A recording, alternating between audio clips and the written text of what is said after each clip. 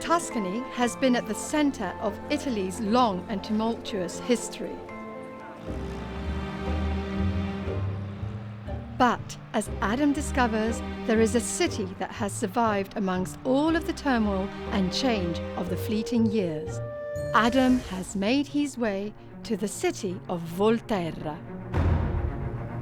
Volterra is a city where you can see 2,500 years of history in the stone walls around you.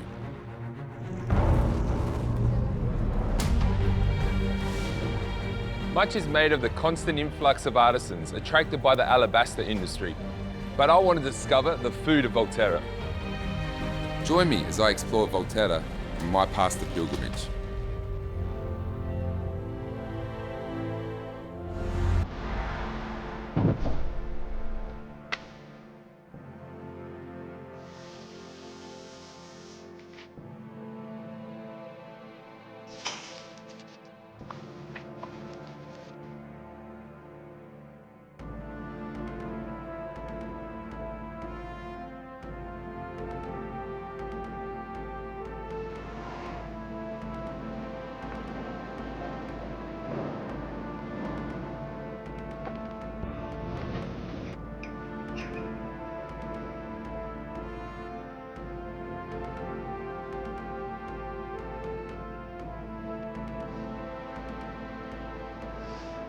Adam is keen to start exploring the ancient city of Volterra, but this is a daunting task. He has asked Franz to help him interpret the different ages locked in the walls before him.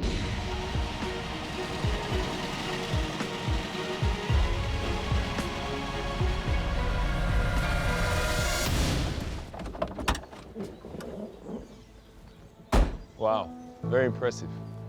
The first time you come here? Yeah, first time to Volterra. It's a beautiful town. Franz, tell me about what's behind us here. Yes, this is an Etruscan gate of the city-state of Volterra. This was used for the defense, of course. There were two closures. It was open in the middle. The bricks have been made after. Okay, so the bricks weren't there, so... There were no bricks before. It was just open. And so the defenses of the town were in the top, and they could throw down everything to the enemies who had succeeded in opening with a battering What ram. would they throw down on them? What? Boiling water, stones, what animal left in there. And how can you tell the difference between the Etruscan time and the medieval with this gate? Well, here it's quite easy to see it because the Tuscan stones are very big ones and the medieval ones you see are much smaller. Yeah, I can definitely see And that. another thing you can see, normally between the Tuscan stones and wall, there is no cement. And in the Middle Ages and even the Romans used cement. Walking around Volterra is an historic feast. Everywhere you look, there is an example of another age. Franz, would you say that this square here is a good representation of a medieval town square? I guess it is, because first of all, we have the oldest city hall of Tuscany. We started to build it in 1208, the first one in Tuscany. You have the cathedral just behind, you have the main buildings. There used to be towers here. Okay. And what's with the actual stonework over there, the white and the black? This belongs to the 19th century. So in the 19th century, we fall in love again with the Middle Ages. Okay. It's false medieval. We just recreate something medieval. Okay. Because we fall in love with the Middle Ages, we have depreciated during the Renaissance. Franz told me there is a great example of the different structures through the centuries in the floor of a cafe nearby. We head over there to have a look.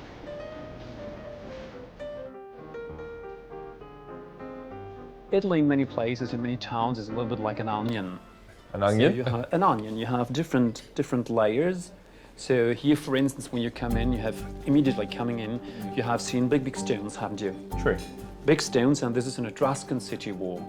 And then you go ahead and you see rests of the Roman Etruscan road. And what you see here from down, but you see even up to this is a silo of the Middle Ages. Okay. What were they kept in the silo? What would... By cereals. Ah.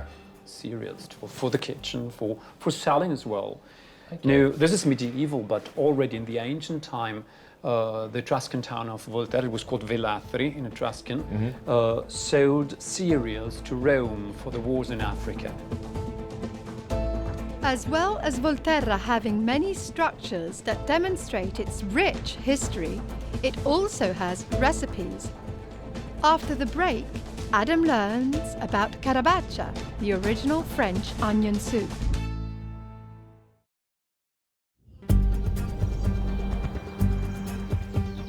History is not always about buildings and battles. In fact, the food history of Tuscany is just as layered and interesting. Adam heads to a restaurant called La Carabaccia to sample history from a spoon. This restaurant is named after the soup it's famous for, Carabaccia. This is using onions, yes? Yes. This sounds like, I mentioned at the start, French onion soup. No, Adam. No, it's not French onion soup. Good. No, this is Florence soup. Okay. Because the Caterina de' Medici, I very like. She married the King of France. Yes, yes. Si è trasformata. So she took this recipe into France. Yes, in soup d'oignon. So really, the French have stolen the Italian recipe, this recipe. Sì. Let's do it. How do we make carabaccia? The onion. Slice the onions. The onion. So in a pot, some olive oil, Yes. the onions. Onion. And after, sugar brown. Yes. And salt. This is vegetable, no meat. So no meat again. Okay. And water. Water. Salt. Yes. And carrot, celery, and onion. This is very aromatic. Aromatic cloves. Cloves. So you make the broda with all that flavour. See? Onions are cooking away. Add it in. Very slow. For how long would you cook it for? 4 hours. 4 hours you cook the onions for. Si. So you've got one you prepared a little bit earlier Si. for me. It looks like French onion soup. Okay. But this is the Tuscan twist. We have, Eggs. And cooking in water. so a little bit of salt. Yes. And vinaigrette. Okay. Give that a little stir. Sì. So the egg into the water. Yes. Okay. So you poach the egg for a couple minutes, Sarah. Okay. Stir. Perfetto. So 1 minute. we have the soup. Just a moment. Ah. And Bread, of course. yes, 2 spoons. Okay. One more. See? It smells amazing. The onions have taken on this beautiful characteristic, sweet. Sweet. See. Nice and sweet. Okay. Okay. Perfetto. I'll let you do this because Okay. I'm scared that if I drop the egg, so Okay. straight on top, like so. Okay. And cinnamon. Cinnamon. Okay. Really? A little cinnamon. And almond. Almonds. Okay. Yes. And finish. That's finito. Yes. Sada, thank you very much. Time for you. lunch. Carabaccia was reputed to be the favorite soup of Leonardo da Vinci. Obviously, Adam loved it too. What really made Volterra so special throughout history was its alabaster.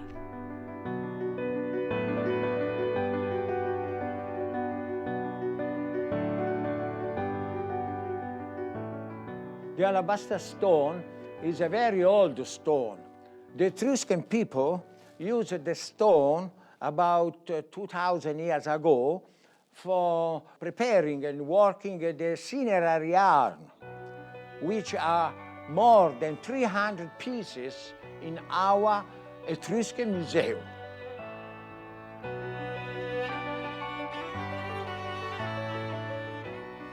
We have 4 quality. I show you, it's not a secret.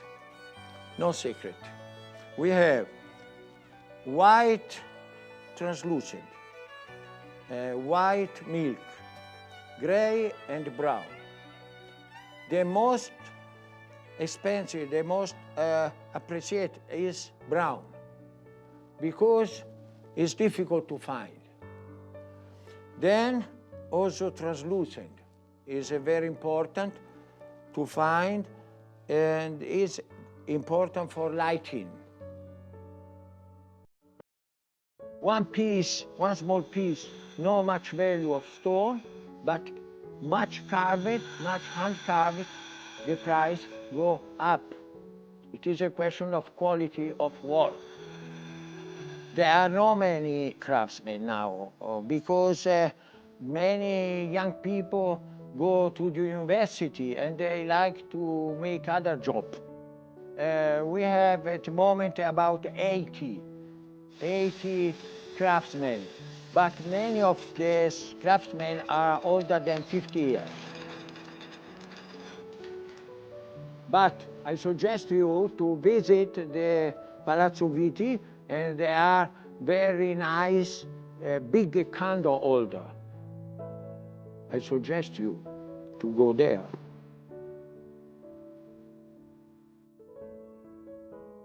We took Rossi's advice and visited Palazzo Vitti.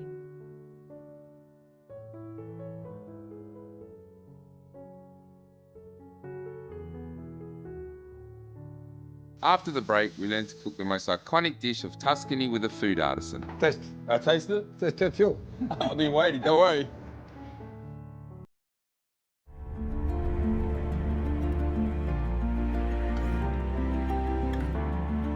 Artisans of all kinds made their way to Volterra. And when they came, they brought different food cultures with them from different regions from all over the world. Amongst the artisans that came to Volterra would have been cooks, artisans in their own right. I'm off to see some that are still here today. High up on the upper facade of Palazzo dei Priori is a marble relief of a wild boar. Perhaps nothing better symbolizes the food tradition of Tuscany than wild boar with pappardelle, the most iconic dish of all of Tuscany.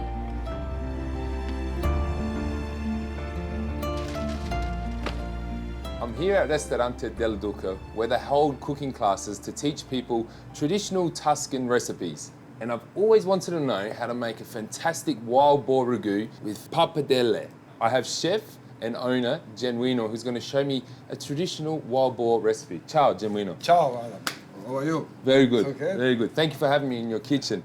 So the thing about cooking with wild boar ragu is the first step is to remove that really gamey taste. Genuino's tip to me is that he cuts it into even-sized pieces and then runs it under cold water, a couple times rinsing it, and that removes all the excess blood. And then he places it into a pan like so, covers it, and on a low heat for about 5 minutes, he just allows it to simmer, and that takes out some of that gaminess.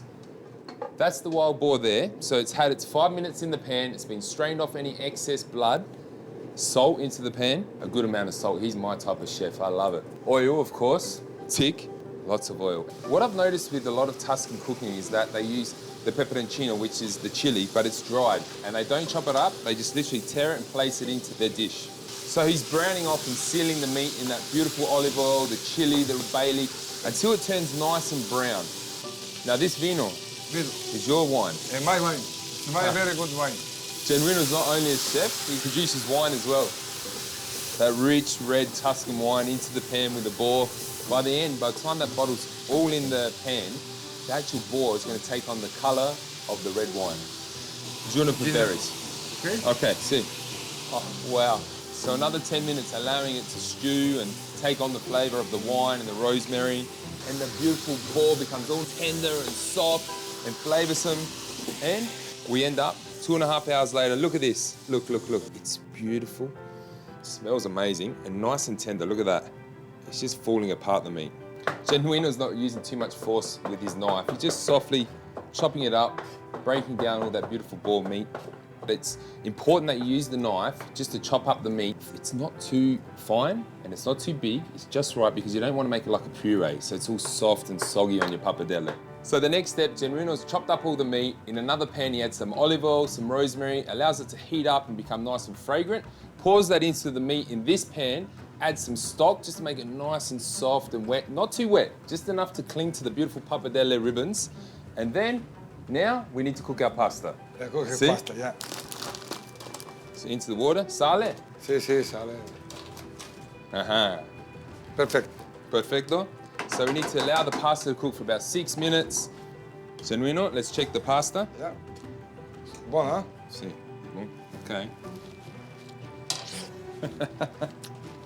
Okay. Yeah? Straight in? Mm-hmm.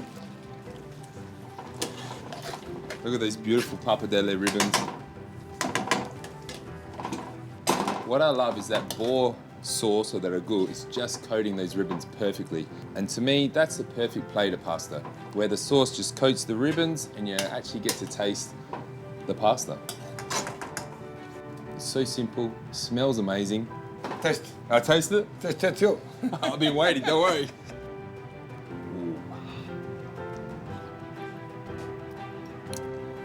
Genuino, grazie. Grazie a te.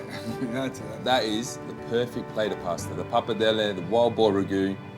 That is Tuscany for me. That's simple, tasty, and just the way I like to cook. Grazie, Genuino. Grazie a te, Hans. Grazie a te.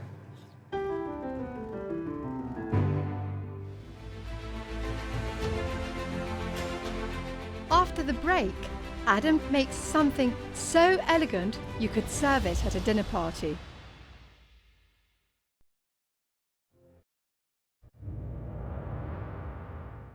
The wild boar played a big part in the cuisine of Volterra, and I actually got the chance to cook with Genuino and make a wild boar ragu, and it was fantastic, but it took a few hours or so. Who has the time for that? So I'm going to show you today my version using pork and penne. For the full list of ingredients and method, visit Adam's Pasta Pilgrimage.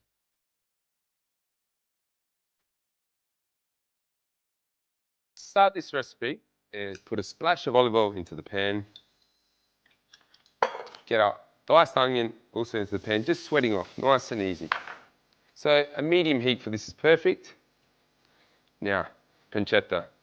This is flat pancetta, or you can get the round. Either or is fine. The only thing I say is dice it all nice and evenly. That way it cooks all the same in the pan.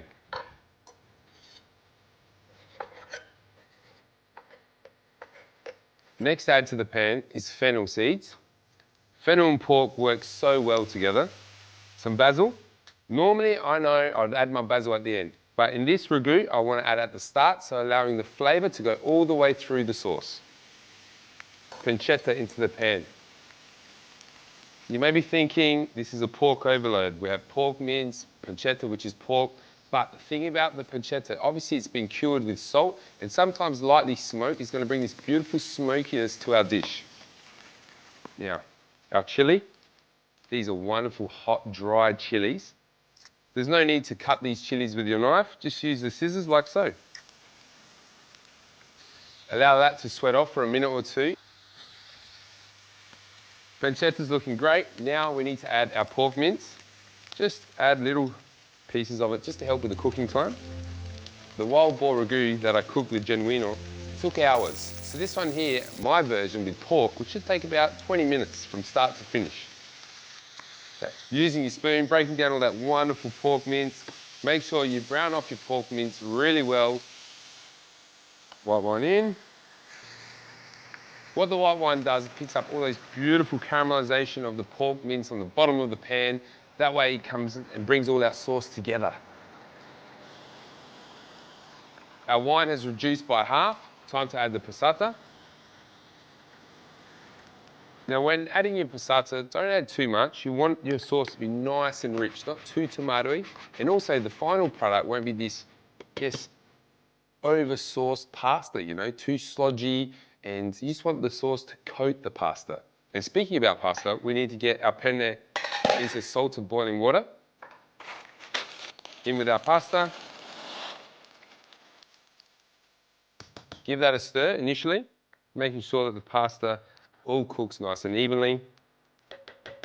That's going to take about 8 minutes to cook. Our sauce here is going to simmer away for another 8 minutes. Look how the sauce has changed, become really rich, deep red colour. It's time to add our penne into the sauce. Straight out of the pasta pot, into the pan, no better way. Little flick.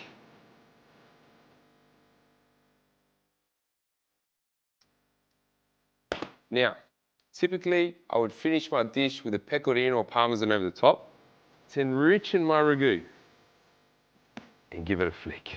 The cheese helps combine all the flavours together, gives this nice rich sharpness of the pecorino, and when you take it to your family and friends, they're gonna fall in love. There you have it. There's my pork ragu with penne pasta.